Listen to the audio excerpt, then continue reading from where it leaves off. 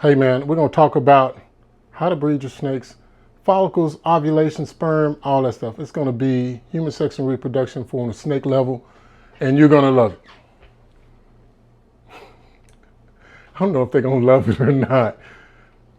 It's crazy. I don't know why I say these brothers my guys, know that they fly, know that they ride or die. I keep boys by my side, CJ Ike, now I gotta roll with ice. These brothers my guys, know that they fly, know that they ride or die. I keep boys by my side, CJ Ike, now I gotta roll with ice. Hey, how's it going, guys? This is Paul with Spheric Reptiles. Man, I just got home. It's 104 degrees in the car, which lets me know that the heat index is about 110 today in Dallas, if not more. I'm trying to suppress it because when I was pumping gas, I was breaking the sweat. I had the AC on and still sweat, man. But I just got off work, and the purpose of this video is to answer some questions about breeding your snakes. I know that's probably the most difficult thing for people to understand in their first season, maybe even their second season, but I wanted to put this video together because that's the number one question we get is, explain to me how to breed the snakes in a way that I can understand it. And then when I go to shows, it's the number one thing people talk about is breeding their snakes, what they're pairing and stuff like that. And for seasoned veterans, which I'm not, it's relatively easy because they have documentation on their snakes year after year after year. I'm talking about the females, you know, so the ones that they're pairing, they got documentation on when this one ovulated, the prelay shed, and I'm gonna explain all of that. But another purpose of the video, and I wanted to put this out there, and you let me know what you think. When you see our setup compared to others, it's definitely different. You know, you can see if you watched our videos over, I guess, the last year and a half, how we've grown and how we've added this on and added that on. And the reason we do that is simple. We're not fully committed to just dumping a ton of money into this business, into this hobby. So what we are doing is scaling up as we go. So hopefully this helps you see how you can scale up, and how we started off with the one utility shed. Then, you know, I explained how you can build this rack for under $100 or something like $200, I think is what the video was. And you can see that where we are now, we're completely full. We got our breeder females over here, our sub-adults, and some of our males are mixed in here. We got our adult males over here. So, you know, hopefully this video is encouraging you about how you can scale up, and maybe you can make that part of your plan.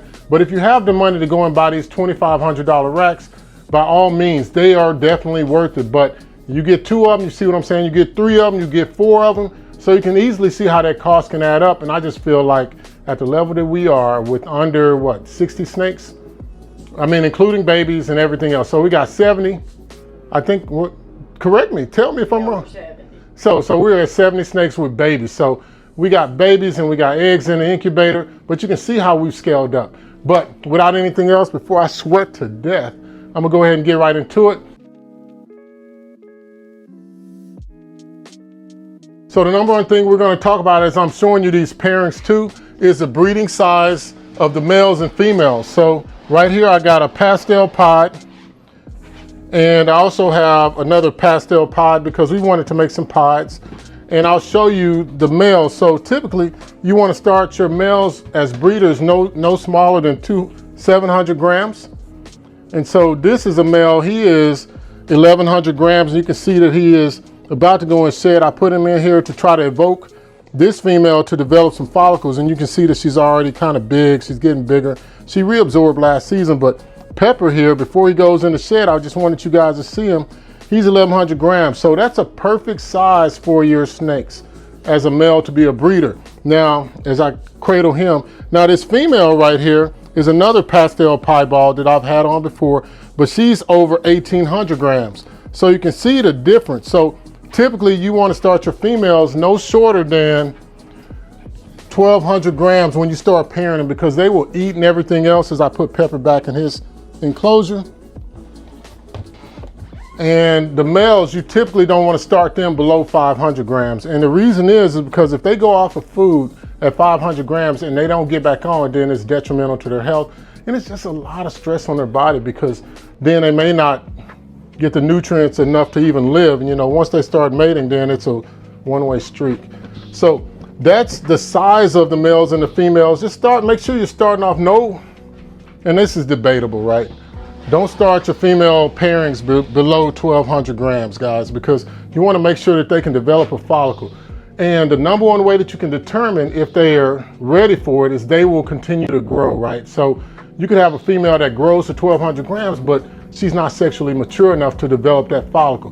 Now, if you have a 1,200 gram animal that can develop a follicle past 10 or 15 millimeters and get to the 25 to 30, that animal is sexually ready to have a clutch of eggs because she can carry it through. Otherwise, she wouldn't be able to do it. Because in the wild, because there is such a thing for ball pythons, the male doesn't wait till they reach sexual maturity. As soon as he can get to them, he gets to them, and the female either goes away or she stays there.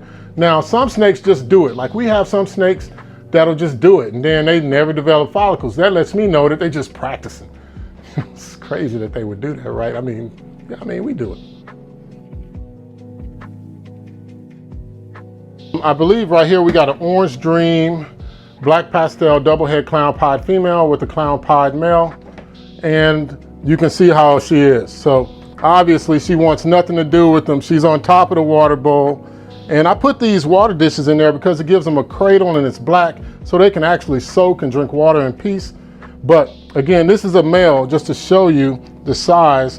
And this is a Clown Pied male, and he is right at 800 grams, guys. So this is an 800 gram animal. We're putting him in there to try to get him ready, but more importantly, to continue to keep her on food because she's at 1,200 grams. She's relatively young. She's not developing follicles, but in the meantime, that lets me discuss with you how to actually sex your animals. So you can either sex your animals by popping them or you can get probing. Now, I choose probing because it's a full safe way for me to do it. And whenever I have utensils, it's a lot easier for me to do it. I feel like I'm in and out, not stressing the animal. Some people can pop. I'm just not one of those things.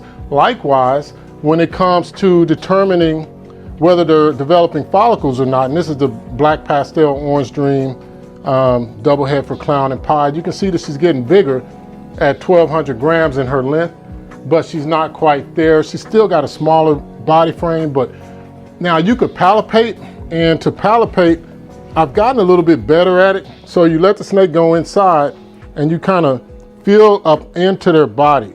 So at that point, you can actually feel the follicles, but because she's only at 5 millimeters, I can't feel nothing up against her spine. So what I use is the ultrasound, and we ultrasound our snakes once a month, once they get to about 1,200 grams, and that's just one way you can determine sex, and you can see if the follicles are growing. And remember, at 10 millimeters or 15 millimeters, you can start pairing that male up, and if she's gonna go, she'll grow, but you'll also tell that her feeding response will increase a lot too, so she'll just become a voracious eater. Is it voracious or voracious? I don't know, ferocious? I mean, come on, my words suck. But anyway, that's how you can get that, right? So remember that when you're thinking about equipment to buy. So if you can sex, then it's good. I would still say back up with the probe. And if you can palpate, and if you have been doing it and you're successful at it, do it. But I feel like the ultrasound is the way to go if you want to get reproducible results. I'm going to talk about follicle development. Follicle development is key, and I'm going to also show you the amount of poop that they leave when they've been in together, right? So when you put your animals in together, no matter what, they are going to dump what's ever in their stomach. They're going to force that shit out because it is the only way that they can have sex. They cannot have copulations or locks or sex when they got shit at the tail end. It's just a matter of fact. So I'm gonna open this up, and there's poop in there, but this is why I am actually coming home from work and taking them out and discussing this with you. Follicle development starts a few months before ovulation. So that's one of the things you gotta chart. In your first year, it's hard to determine when that'll happen. We got our two snakes here. This is our Phantom Cinnamon, which you can definitely see that she is going through ovulation right now. We got our Batman sitting on top chilling. She's not having them anymore, but what I've seen is that if I remove him too soon, she could actually reabsorb. So by putting that male in there with that one last time, that lets me make sure that she's gonna go through to the next stage and go through the ovulation shed and then the prelay shed. When the follicles start to develop into you know, what they're going to do. They're growing. So, you know, it takes 2 to 6 months. One of the biggest things is that they move from the ovaries at this time into position. So that string of pearls that's up there, once they go through this ovulation, that's when those eggs detach from those ovaries and they move down into, they get into position. I think it's into the oviduct. I need to research that. But hey, this is what comments are for. You let me know, because I'm shooting this on the fly right after work. But I'm going to take the Batman out right now. And you can see he's still big, and you know, everything else. This is what he does, man. He either comes out and eats, and then, or he comes out and he has sex. So when I hold him like this, just hold him, he's not having that. He's not having it at all, because he thinks that in his world, all he does is have sex and eat and poop. And eat, have sex and poop. But so this is the Phantom Cinnamon, and if you can get a good look at her and just how she's going through ovulation right now. And so what I'm going to do is just put her hide back in there. I got her this small hide, which she can get up back under, and that way she can be feeling more secure.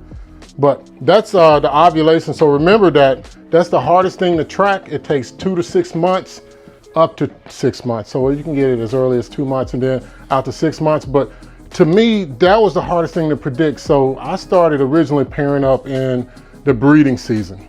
I mean, we live in air-conditioned environments. There's no such thing as a breeding season. It's always breeding season.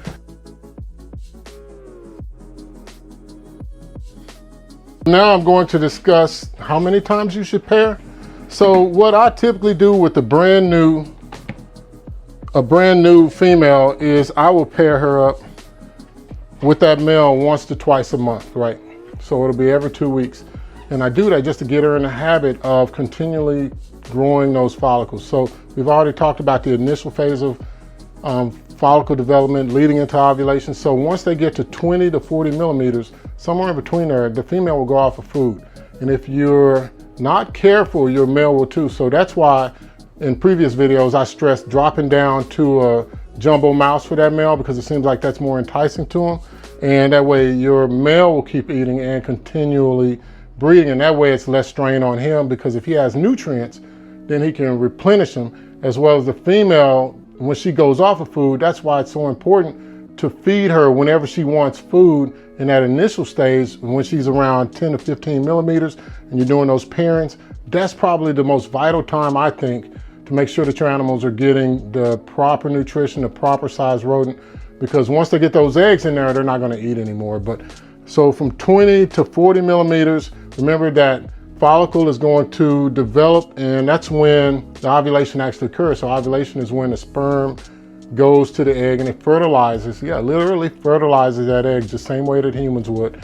And that's also in that ovulation time, that's when they move away, that shell is starting to harden. So it doesn't get as hard as a chicken egg or a turkey egg or an ostrich egg, but it does get less pliable, and gas still needs to exchange in between it, but not as much. So then the animal is more dependent upon the nutrients that are inside the yolk with it as it develops as an embryo at that point. And it's just a beautiful thing. But before I go any further, I'm gonna go ahead and show you these two animals that we're pairing up. So this is our sweet babies. So this is the TSK Exanic Hypo. So it's a true ghost. So this is Morpheus. And over here is, because she'll run, this is Sugar. This is our pastel calico. And you can see just how pretty she is. And you know, she's big enough, but you know, and this is the pairing that I want to do with her. I want to do the pairing with Morpheus here with her, but it just doesn't seem like he's either with it or she's with it. And for this, I'm willing to wait, because this is something that I truly want to produce. And so as I put Morpheus up, you can see just how we do everything around here. And again, this is right after work. And that brings up such another good point, guys. When you're doing this starting out, it has to fit in your lifestyle. You can't do something that you can't continually do. So the number one thing that we make sure that we do is have, you know, reproducible results every day. So that's why I say you should have a operations manual, or something. Just write it down on paper so that you can make sure that you're hitting all of the checklists and things like that. One little head coming out. Now we're going to talk about what happens post-ovulation, right? So I got a black pastel head clown right here paired up to a red stripe clown. And so generally speaking, are they still locked up? They are unlocked. There's plenty of poop in the water. Let me see. Yeah, they are unlocked. So they were locked up earlier. I'll move this poopy water out of the way. I'm always glad when they poop in the water. But 2 weeks after ovulation, the female will have what's called an ovulation chat. And that is what you need to record. So from that point back, you can say, I started pairing up my male 2 months ago, 3 months ago, 4 months ago. And this is when I noticed her having that swollen belly. And she had a shed on this date. And after that, it could be about 45 days, what I've seen, 30 to 45 days, and she'll have a prelay shed.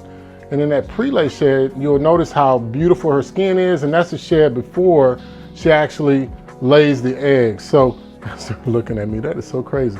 It's a span that you would think will go faster. It could take 2 months or it could take 3 months. It just depends on the animal and when the babies are ready to come out. So I'm going to remove Jax, the red striped clown. And he's been really good for getting us locks and, you know, eating and doing everything else. He's still eating weaned rats, which is amazing to me that he still has the appetite that he does. As I look at Morticia here and seeing that how she's still copulating and she's eating and she's actually getting bigger, she had a huge growth spurt. So now she's up around 1,400 grams. Guys, I hope this video helped you. I hope that you get babies. And then once you put them in an egg incubator, remember, like 54 to 60 days later, you get eggs, you get babies. So I really hope this video helped you. I'm sweating like crazy. If you like this type of video, seeing me sweat, no, I'm just kidding. Seeing me talk about the snakes, and these are our babies. Of course, we have babies like kids, but we do have babies that are our snakes that are more dependent upon us than our kids. Like, comment, and subscribe, guys. And if nothing else, you get to look into the life of what I do pretty much every day. There's something going on. And if nothing else, enjoy the time that you spend with your reptiles and enjoy the time that you have with your family. Thank you.